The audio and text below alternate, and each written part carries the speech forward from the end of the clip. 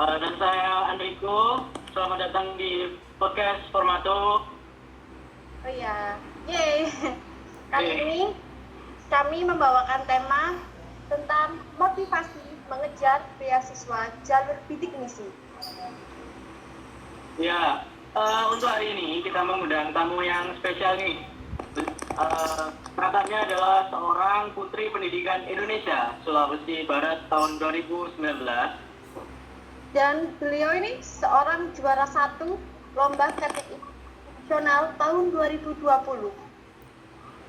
Alumni dari Universitas Hasanuddin. Beliau ini juga seorang penulis buku loh teman-teman. Beliau pernah menulis buku dengan judul Cinta Dalam Naungan Tuhan. Keren bukan? Oke, apa kabar kalian ya? Iya, alhamdulillah baik. Saya panggilnya siapa nih? Dua orang host ini. Siapa? Perkenalkan nama saya Riko aja kak. Mungkin Riko aja. Oh, Riko sama Arum ya. Alhamdulillah kabarnya baik. Arum, Riko. Kak Liana, kalau boleh kami tahu, bagaimana sih perasaan kakak ketika lulus dan menjadi wisudawati dengan IPK cum laude di Universitas Hasanuddin? Iya, alhamdulillah pastinya perasaannya senang ya, bahagia. Artinya sebenarnya saya tidak pernah memimpikan untuk cum laude, untuk jadi wisudawati berprestasi, itu tidak pernah. Tapi karena mungkin itu berbanding dengan usaha yang saya lakukan, jadi betul-betul itu sebenarnya hasil itu adalah jawaban dari usaha-usaha kita. Jadi yang pastinya bahagia, segala usaha yang saya lakukan 3,5 tahun itu berbuah manis. Alhamdulillah, perasaannya bahagia sekali pastinya. Keren. Jadi pengen aku seperti kakak. Iya, kenapa? Enggak sih kak, aku mau nanya motivasi kakak Liana untuk kuliah itu apa sih? Ya mungkin bisa kakak bisa cerita ke kami juga para pendengar termotivasi. Motivasinya setiap orang kan punya motivasi yang berbeda-beda. Kalau kakak sendiri itu motivasinya untuk kuliah ya, yang pertama itu pastinya karena kakak itu punya cita-cita mau menjadi seorang dosen ya, akademisi di bidang hukum. Dan juga mungkin motivasinya juga itu selain cita-cita, selain mimpi, itu juga ada orang tua. Nah pastinya orang tua pasti menginginkan anaknya itu bisa punya pendidikan yang tinggi atau bisa sarjana. Jadi motivasinya tidak jauh-jauh dari keluarga, kemudian karena memang ada mimpi, ada target yang harus dicapai, seperti itu. Oke. Ada pertanyaan kedua nih kak, dari aku kak. Iya. Kak, boleh tahu alasan kenapa Kak Liana mengambil beasiswa jalur bidik misi nih kak? Iya. Jadi sebenarnya kenapa ambil beasiswa bidik misi itu karena memang kakak kan orangnya dari keluarga yang sangat sederhana. Jadi bapak itu bukan PNS, bapak itu hanya seorang imam masjid, kemudian ibu adalah ibu rumah tangga. Jadi kalau imam masjid itu gajinya kalau di Mamuju ya itu hanya 1.500.000 per bulan. Nah jadi di situ waktu itu sebenarnya ada cerita sih. Orang tua saya itu melarang untuk kuliah di Makassar karena Makassar dan Mamuju dengan Sulbar itu kan jauh. Nah jadi itu sempat dilarang, tapi waktu itu saya ngotot. Nah kenapa memilih beasiswa bidik misi itu karena saya direkomendasikan dari sekolah. Nah jadi memang awalnya itu dari sekolah merekomendasikan.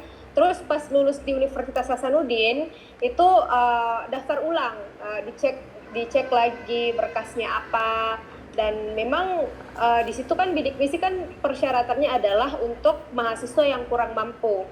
Nah, jadi harus ada surat keterangan tidak mampu. Jadi ya saya daftar itu untuk salah satu saya menyebut bidik misi itu sebagai salah satu gerbang untuk saya mewujudkan cita-cita saya menjadi seorang sarjana atau praktisi hukum. Jadi akhirnya alhamdulillah itu terjawab, saya lolos beasiswa bidik misi dan sampai selesai dibiayai oleh beasiswa bidik misi. Wow, seperti itu. ini ya, aku punya pertanyaan Kak buat Kakak lagi.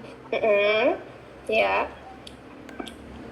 Apa saja tantangan kuliah, tantangan Kakak waktu selama kuliah, maksud saya itu seperti itu.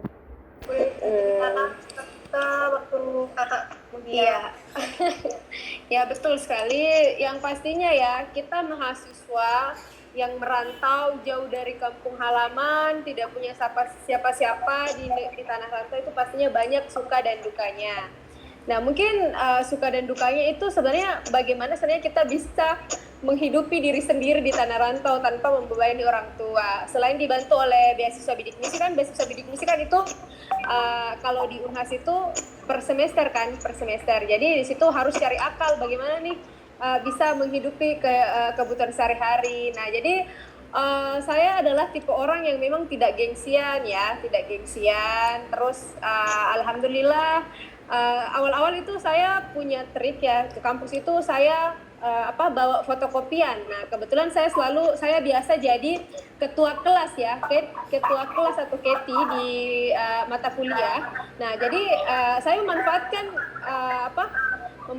momen itu. Nah, jadi saya minta materi ke dosen, kemudian saya bilang sama teman-teman, siapa yang mau dikopiin ini materi ini, PPT ini. Nah, jadi itu awal-awalnya itu berjuang. Nah, kalau suka dukanya lagi, ya memang itu harus mandiri, jangan gengsian. Kita kuliah itu sebenarnya bukan untuk mencari gengsi ya, tapi betul-betul kita mau mencapai impian kita. Jadi ya banyak yang saya lakukan, saya menulis di surat kabar, pokoknya ikut-ikut penelitian dosen. Kemudian kan kalau ada fee dari tulisan, kalau kita dimuat di koran atau di media online, media cetak, itu kan kita dapat uang. Jadi mungkin suka dukanya selama di Makassar itu harus bisa membiayai diri sendiri, tidak boleh gengsian. Kemudian kita harus kembalikan kepada diri kita, tanyakan kepada diri kita ini kuliah untuk apa sih? Karena banyak tuh teman-teman yang merantau, pas di tanah rantau kerjanya cuma hangout, minta uang sama orang tua. Nah, itu jangan sampai kita terbawa arus. Nah, jadi itu betul-betul harus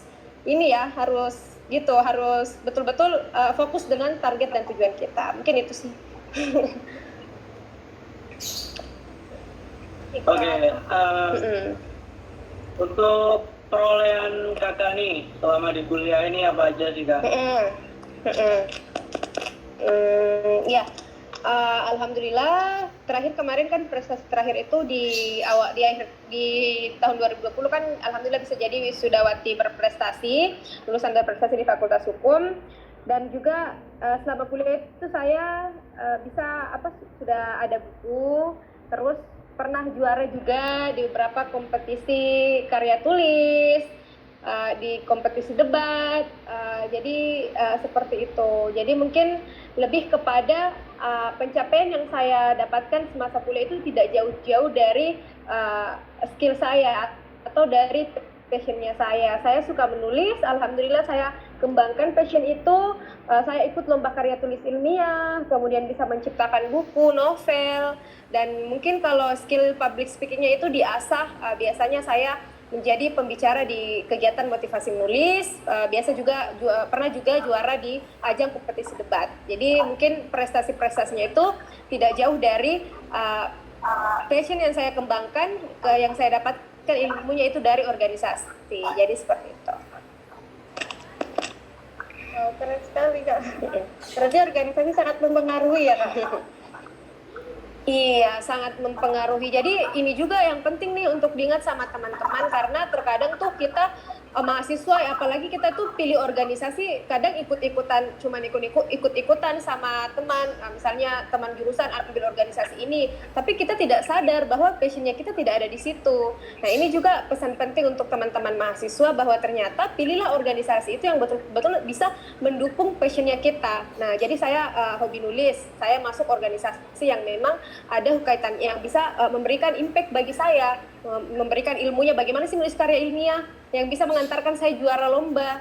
Nah, jadi itu organisasi kompetisi itu sangat sejalan menurut saya. Jadi jangan sampai kita mau ikut karate, ternyata fisik kita lemah. Nah, itu lakukan ya kita ikut-ikutan, berarti jiwa kita tidak ada di situ. Akhirnya apa? Kita seolah-olah berorganisasi itu karena apa? Hanya sia-sia. Jadi betul-betul sesuaikan dengan passion dan kecintaan kita pada organisasi itu.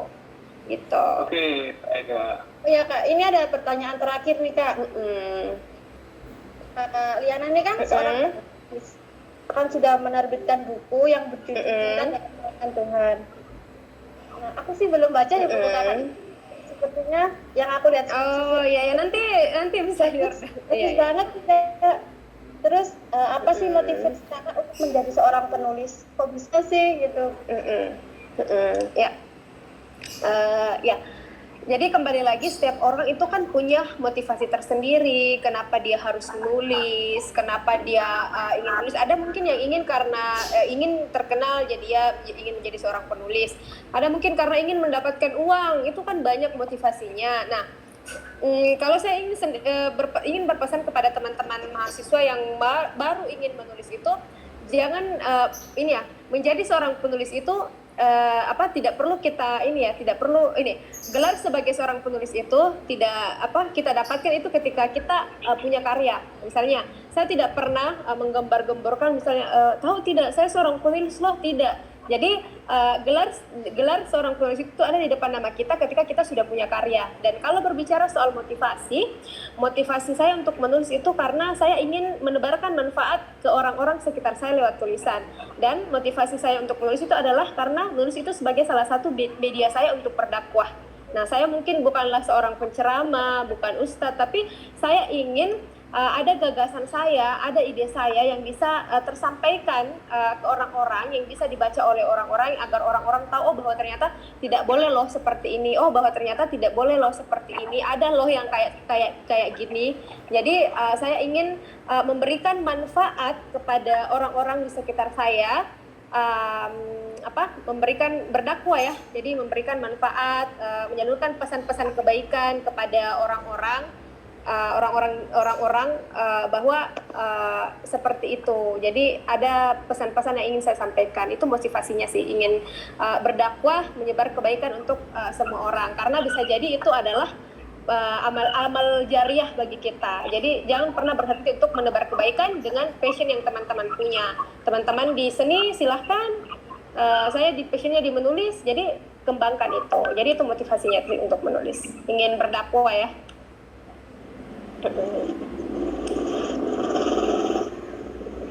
Selain organisasi yang berhubungan dengan kepenulisan nih Kak, Kakak ikut organisasi lagi nih Kak? Ada debat, organisasi debat, terus ada lembaga dakwah juga. Jadi memang harus balance ya, dunia akhirat. Jadi terkadang jangan sampai nih kita mahasiswa nih kita lupa. Jadi ilmu dunia sama ilmu syariah istilahnya kita harus juga menuntut ilmu agama di kampus karena itu sangat penting untuk diri kita, untuk membentengi diri kita, dan saya selalu sepakat bahwa ilmu dunia itu boleh kita kejar, tapi jangan sampai kita ketinggalan dengan ilmu syar'inya, ilmu akhiratnya, karena itu juga sama penting. Jadi kalau saya sarankan kepada teman-teman masuk menjadi lembaga dakwah itu wajib sih menurut saya. Jadi itu. Jadi selain di debat, organisasi penalaran, masuk di lembaga dakwah juga. Iya, baik. Terima kasih Kak Liana. Tak terasa ya, semua pertanyaan sudah dijawab oleh Kak Liana dan kita sudah ada di ujung segmen. Apakah ada pesan dari Kak untuk pendengar podcast Formaturi? Ini yang dengarkan mahasiswa ya atau umum juga, atau mungkin lebih banyak mahasiswa ya? Ya, kebanyakan mahasiswa Kak. Nah ya, jadi mungkin saya ingin berpesan kepada teman-teman mahasiswa bahwa sebenarnya seperti ini, masa kuliah atau selama kita di kampus itu sebenarnya banyak hal produktif yang bisa kita lakukan. Saya ingin berpesan kepada teman-teman, jadilah mahasiswa aktivis. Aktivis menurut versi saya itu adalah, ini sering saya sampaikan juga, bukan hanya mahasiswa yang sering turun ke jalan, kemudian bukan mahasiswa yang mungkin berdiskusi sampai larut malam, katanya mendiskusikan tentang bagaimana membangun Indonesia, tapi bangunnya kesiangan, tidak ikut kuliah pagi. Itu bukan aktivis seperti itu yang saya maksud. Jadilah mahasiswa aktivis yang sesungguhnya, mahasiswa yang bukan kaleng-kaleng, mahasiswa yang produktif dengan cara 3 hal saya rangkum. Yang pertama, perbaikilah nilai akademik. Nah, kadang nih mahasiswa karena saking aktif di organisasi, terlalu ini ya, sampai-sampai nilai akademiknya itu keteteran. Nah, jangan pernah sepelekan soal akademika. Meskipun katanya ada yang bilang IPK itu bukan penentu kita bisa cari kerja, dan siapa bilang kalau kita mau daftar sesuatu itu pasti kita harus memperlihatkan transkrip nilai kita. Jadi jangan sampai menyepelekan nilai akademik. Akademik itu harus bagus. Nah, yang kedua adalah berorganisasi. Nah, dengan berorganisasi itu teman-teman bisa mendapatkan banyak pengalaman, banyak relasi, dan ini juga akan membuka kesempatan bagi teman-teman, kesempatan yang luas ketika teman-teman ingin bekerja nanti. Dapatkan kita bisa mendapatkan banyak relasi di organisasi, kita bisa belajar bagaimana menjadi pemimpin. Nah, itu banyak hal yang bisa kita dapatkan di organisasi. Yang ketiga adalah tipe mahasiswa aktivis yang sesungguhnya itu adalah ketika dia harus berkompetisi. Nah, kenapa kompetisi ini perlu? Karena dengan berkompetisi itu kita bisa mengukur bagaimana kemampuan diri kita. Mungkin teman-teman di Surabaya paling hebat nih, merasa punya ide, saya paling hebat nih. Ternyata ketika bertemu dengan mahasiswa lain di luar sana, bertemu dengan yang di mana yang dari Sulawesi, dari Jawa, atau dari manapun itu, ternyata ide kita itu biasa-biasa saja. Jadi untuk mengukur kemampuan diri itu berkompetisi itu diperlukan. Nah, jadi itu mahasiswa yang produktif itu mampu memanfaatkan waktu selama berkuliah dengan memaksimalkan tiga hal ini. Yang pertama, akademiknya harus bagus. Yang kedua, organisasinya harus mantap. Yang ketiga, kompetisinya itu harus rajin. Jadi seperti itu, harus sering ikut berkompetisi. Jadi itulah mahasiswa yang produktif, ya mahasiswa aktivis yang sesungguhnya menurut versi saya. Ketika kita sudah mampu menyeimbangkan 3 hal ini, maka kita bisa dikatakan mahasiswa yang produktif. Nah, jadi jangan ada menyepelekan akademik karena organisasi, menyepelekan akademik karena sering lomba. Tidak, justru itulah tantangannya. Kalau betul-betul kita bisa produktif, berarti kita bisa menyeimbangkan ketiganya tanpa ada satupun yang keteteran, seperti itu. Panjang sekali ya pesannya ya. Terima kasih Kakak untuk pesannya. Oh iya, oke. Itu saja untuk episode Formatur Podcast hari ini. Terima kasih kepada untuk Kakak Mulia Ramur Salim.